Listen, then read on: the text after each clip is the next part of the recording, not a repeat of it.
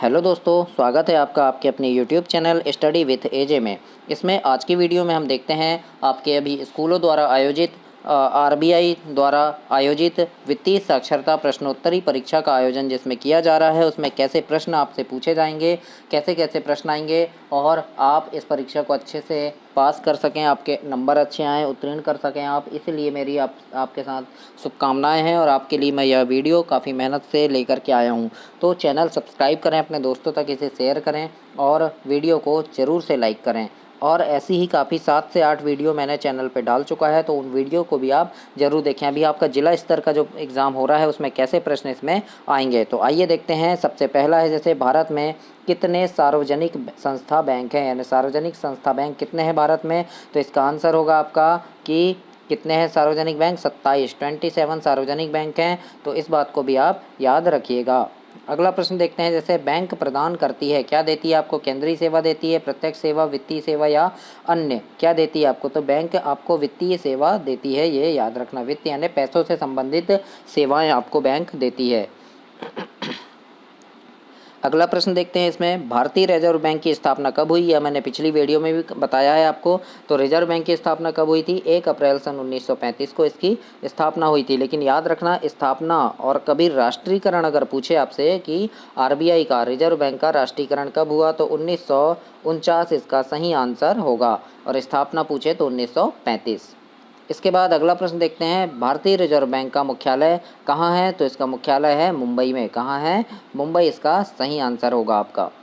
अगला प्रश्न देखते हैं हम लोग। अगला प्रश्न है यहाँ पे, भारतीय रिजर्व बैंक का राष्ट्रीयकरण कब हुआ। देखो अभी मैंने बताया था आपको कि स्थापना अगर पूछता है आपसे तो 1935 आपका सही आंसर होगा, लेकिन राष्ट्रीयकरण पूछे तो 1 जनवरी 1949 इसमें आपका सही आंसर है। क्या है, 1 जनवरी 1949 में भारतीय रिजर्व बैंक का राष्ट्रीयकरण हुआ था।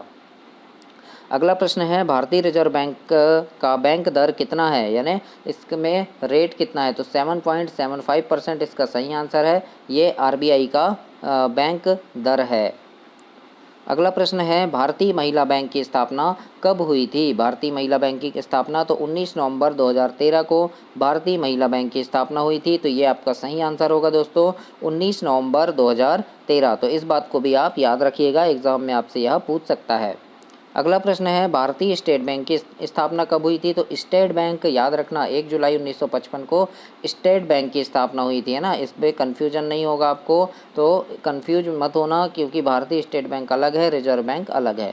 तो स्टेट बैंक की स्थापना यानी एसबीआई, आप एसबीआई के नाम से जो बैंक को जानते हैं वही है भारतीय state bank. State bank of India इसका पूरा नाम है। याद रखना, एसबीआई का पूरा नाम पूछे तो state bank of India, RBI का पूरा नाम पूछे तो रिजर्व बैंक ऑफ इंडिया, है ना। तो भारतीय स्टेट बैंक जो है एसबीआई, तो एसबीआई की स्थापना हुई थी 1 जुलाई 1955 में और आरबीआई की स्थापना हुई थी 1935 में। ये 1 अप्रैल 1935 में आरबीआई की स्थापना हुई थी, इस बात को याद रखना। और 1 जनवरी 1949 में आरबीआई का राष्ट्रीयकरण हुआ था। तो इसमें काफ़ी ज़्यादा प्रश्न आपके क्लियर हो गए। यहाँ से 4 से 5 प्रश्न मैंने आपको बता दिया एक ही प्रश्न में। तो ऐसे काफ़ी सारे प्रश्न हैं, तो इनको याद ज़रूर रखना आप। भारत का सबसे पहला बैंक कौन सा है। तो सबसे पहला बैंक होगा भारत का कौन सा, बैंक ऑफ हिंदुस्तानी। ये भारत का सबसे पहला बैंक है, बैंक ऑफ हिंदुस्तानी। तो इस बात को भी आप याद रखिएगा।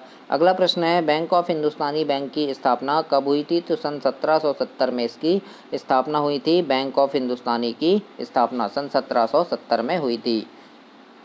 अगला प्रश्न देखते हैं, भारत में केंद्रीय बैंक व्यवसाय का कार्य किस बैंक द्वारा प्रस्तुत किया जाता है, यानी केंद्रीय बैंक व्यवसाय। तो ये आ जाएगा आपका भारतीय रिजर्व बैंक के द्वारा केंद्रीय बैंक व्यवसाय का कार्य किया जाता है। विश्व बैंक का मुख्यालय कहाँ है। तो वाशिंगटन डीसी में आपका विश्व बैंक का मुख्यालय है, वाशिंगटन डीसी, याद रखिएगा नाम। अगला प्रश्न है, वर्ल्ड डेवलपमेंट रिपोर्ट निम्नलिखित में से किस संस्था द्वारा प्रस्तुत की जाती है या प्रकाशित की जाती है। तो विश्व बैंक के द्वारा वर्ल्ड डेवलपमेंट रिपोर्ट प्रस्तुत की जाती है। अगला प्रश्न है, भारतीय रिजर्व बैंक निम्नलिखित में से किस दर का निर्धारण नहीं करता है। किस दर का निर्धारण यह नहीं करता है। तो आयकर का निर्धारण यह नहीं करता है ना। आयकर जो होता है, टैक्स जो होता है, उसका निर्धारण आरबीआई नहीं करता। अगला प्रश्न है, ग्रामीण क्षेत्र के बहुसंख्यक लोग ऋण की आवश्यकता को पूरा करने के लिए कौन सा बैंक यूज़ करते हैं? ऋण की आवश्यकता को पूरा करने के लिए किसके पास जाते हैं? तो साहूकार के पास जाते हैं, है ना।